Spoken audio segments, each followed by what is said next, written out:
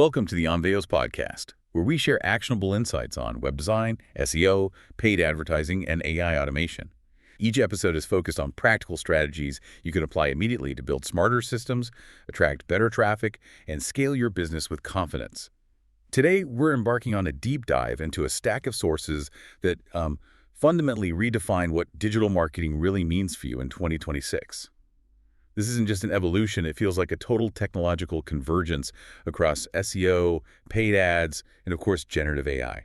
That's absolutely right. And our mission today is to, give you that shortcut. We want to cut through all the dense technical stuff and just pull out the actionable takeaways. Okay, so what are the big pillars? The sources really point to three critical areas you have to master. First, this definitive shift to what people are calling search everywhere optimization, or AEO, because, well, the customer journey has just fractured. Fractured is a good word for it. Second, we're going to look at Google's groundbreaking new agentic AI tools that, they automate the messy work of campaign management. And finally, we'll dig into a fascinating benchmark that shows how well LLMs perform on creative tasks and, more importantly, the hidden demographic biases they're baking into marketing slogans. Okay, let's unpack this, because that first point, the location of customer discovery, feels like the ground floor. For years, digital marketing just meant winning on Google SRPs. Right. Now you have to win everywhere.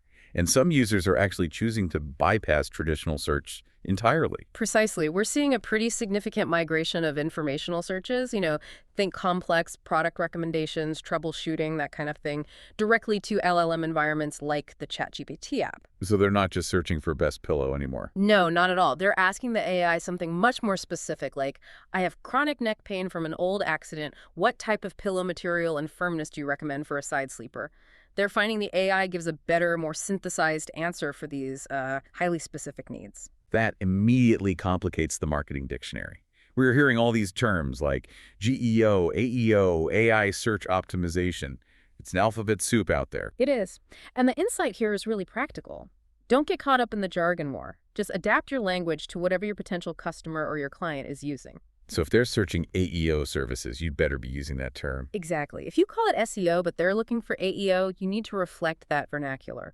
Otherwise, they'll find a competitor who does. The semantics are just crucial to being discovered in this fragmented landscape. But the key difference in strategy isn't just about the words we use, it's technical. Right? Visibility on Google versus visibility in LLMs it's not the same thing. It's a critical distinction. The data reveals a surprisingly low crossover rate. We're talking around 19% between the brands that rank highest in traditional search and the brands cited as authoritative by LLMs like ChatGPT. Wow, only 19%. Yeah, they're pulling from different authority signals. And a major technical obstacle for so many businesses is that LLM crawlers still really struggle with content on JavaScript-heavy websites. So your beautiful interactive site might be a black box to the AI. That's it. If your content is invisible to the LL indexer, your best written blog post effectively doesn't exist to the AI. Okay, so if being number one on Google only gives you a 1 in 5 chance of being cited by the AI, how do we shift our content strategy to become, LLM citable? It's a shift from just sheer volume to highly structured authority. You have to target these niche knowledge gaps. The sources really emphasize creating structured listicles in micro categories. Don't just publish general lists. No, get specific, like top 10 SaaS agencies specializing in B2B MarTech, or top 10 agencies for quick service restaurant franchises. The more of these micro categories you can dominate, the more likely the LLM is to index you as the definitive authority. And the real power here comes from outside validation, I'm guessing. Absolutely. This is what makes digital PR more vital than ever. You shouldn't cite yourself in these lists. The strategy relies entirely on getting mentions and citations from other trusted sources and industry publications. Because that's the signal the LLM is looking for. Exactly. When an LLM crawls the web, it uses these external trusted citations as a signal of authority, and that's what elevates you into the AI's answer box. Now, in parallel to this LLM revolution, we have this social platforms that are basically evolving into massive search engines. They're fracturing the attention economy even further. Yeah, the sources are clear on this. Social media is no longer just for scrolling. Instagram is processing something like 6.5 billion searches a day. 6.5 billion. And TikTok is quickly becoming the first place many Gen Z consumers search for product reviews and recommendations. And Google's reacting. How so? By integrating it directly into search results. If you search a popular topic now, you'll see those SRP features that pull content directly from YouTube, TikTok, Instagram, often labeled what people are saying. Which means marketers have to create content tailored for specific search intent on social, not just for vanity metrics like virality. That's a fundamentally different approach. Exactly. Content designed to go viral is often superficial. Content designed to answer a search query on TikTok like, say, best home coffee grinder for espresso. It needs detailed information, sound comparisons, structure. It's search marketing, but in a vertical video format. We also have to mention the Reddit factor in all this as a source of truth, or as an unfiltered version of it. Reddit occupies such a unique space. It's a gold mine for raw, real, unvarnished insights into brand perception, product quality, data that's often sterilized on a brand's own website. But the nature of that community, it introduces an inherent bias, doesn't it? It does. It's a community that, well, it often loves to hate. Feedback can be heavily skewed toward negativity or extreme views, so a savvy marketer has to learn to filter out that noise. And it can be manipulated. For sure. While it offers incredible insights, it's generally easier for concerted marketing efforts or, bad actors to manipulate compared to highly secured expert publications. So you have to bring some critical skepticism when you're drawing conclusions from those subreddits. Okay, let's take a deep breath and move from the complexity of organic discovery to paid campaign management. Because this is where Google is making some truly radical moves. We're seeing the global rollout of what they're calling agentic AI tools, Ads Advisor and Analytics Advisor. And this is where the agentic part really matters. Agentic AI doesn't just analyze data and tell you what's wrong. It suggests an action, and with your permission, it can actually execute it. It acts like an autonomous partner. That's a massive difference from the automation we have now. So tell us about Ads Advisor inside Google Ads.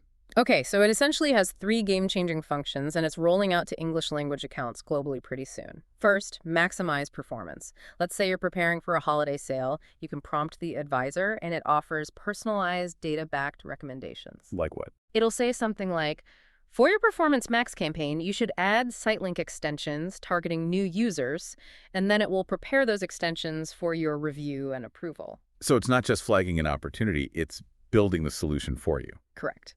The second function is creation. It uses generative AI to brainstorm and generate new, high-quality keywords, headlines, and descriptions based on your existing website and campaign history. It fills those asset gaps that so often plague PMAX campaigns. And the third one sounds like a huge time saver. It is. Troubleshooting. If your main conversion campaign just drops overnight, you can literally ask, can Ads Advisor tell me why my campaign dropped 30%? It diagnoses the performance drop using key driver analysis. And if it's a policy issue? That's the crucial part. If the drop is due to an ad disapproval, it can proactively recommend a policy-compliant edit, even fixing something like an ad URL error, and propose the change for your approval. It stops the campaign from stalling for days. That ability to proactively fix policy issues is a huge benefit, especially for lean marketing teams.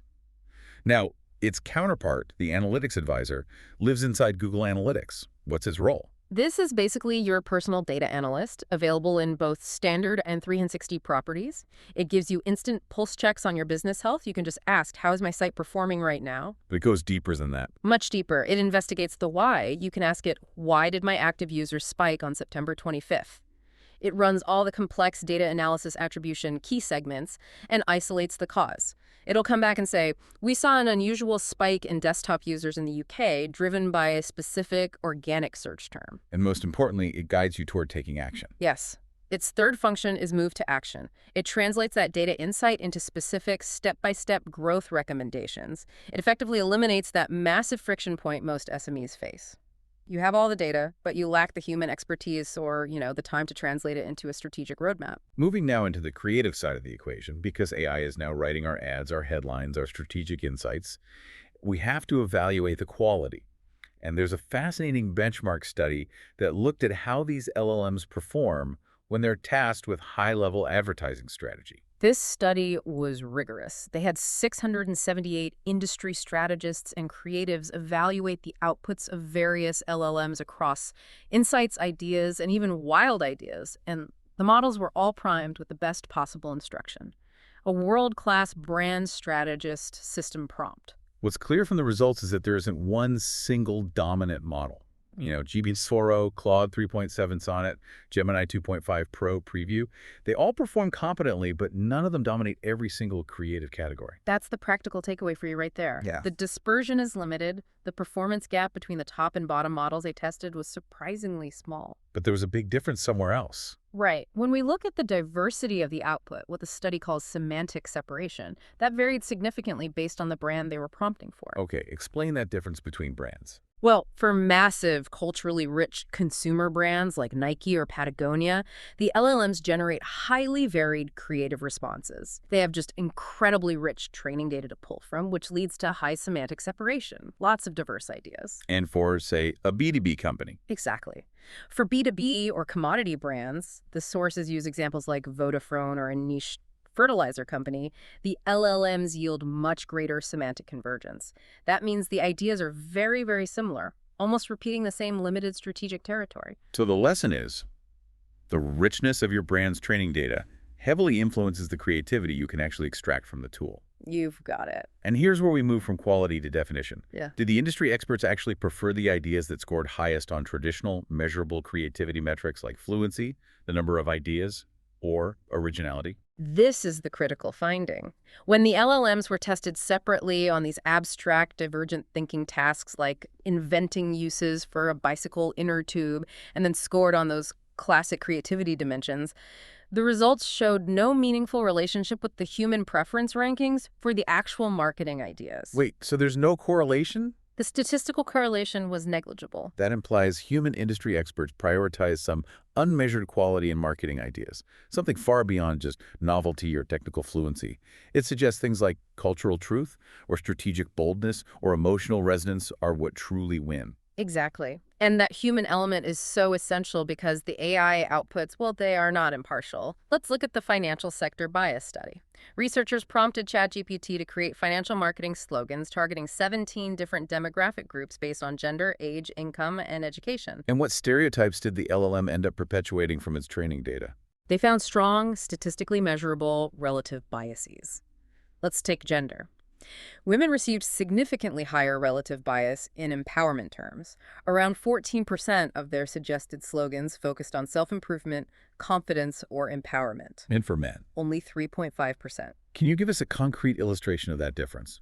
Sure. If the AI generated a slogan for a man, it was far more likely to be purely transactional, like maximize your portfolio growth today. For a woman, the messaging was often less about pure returns and more about subjective goals, something like take control of your future and be empowered. That's fascinating. And yeah, potentially very problematic. It is. The messaging was also highly non-impartial based on income and age. Financial messaging was disproportionately directed at middle-income individuals, those earning between $10 and $60 annually. They received the highest financial bias. And high earners. The lowest bias, those making over $250K.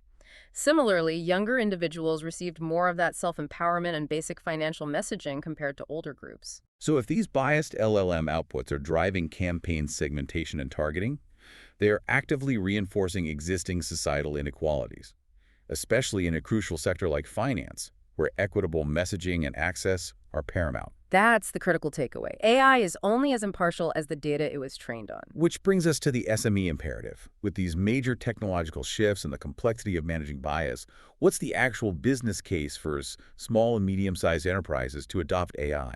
What's the ROI? The ROI data is hugely compelling. 91% of SMEs using AI report a direct boost to their revenue. You have to think of AI not as a replacement, but as a force multiplier. It allows a lean, four-person marketing team to achieve the analytical depth and operational capacity previously reserved for these massive corporate entities. And the cost savings. It can reduce operational costs by up to 30% and save 20 or more hours per month in manual tasks. I mean, that's a huge productivity dividend right back to the bottom line. Give us some concrete examples for immediate implementation. Okay, in marketing and sales, the fastest win is predictive lead scoring. That can increase the quality of qualified leads by 50%. For operations, intelligent demand forecasting can help a retailer reduce end-of-season markdowns by 25% by optimizing inventory months ahead. And in finance, automated expense management can cut accounting costs by up to 50% and instantly flag anomalies for fraud detection. So if an SME is ready to start, what does that strategic roadmap look like? It can't just be about buying a subscription to a single tool. No, it requires structure. The implementation has to follow a roadmap, starting with phase one, readiness. You have to define your core business pain points.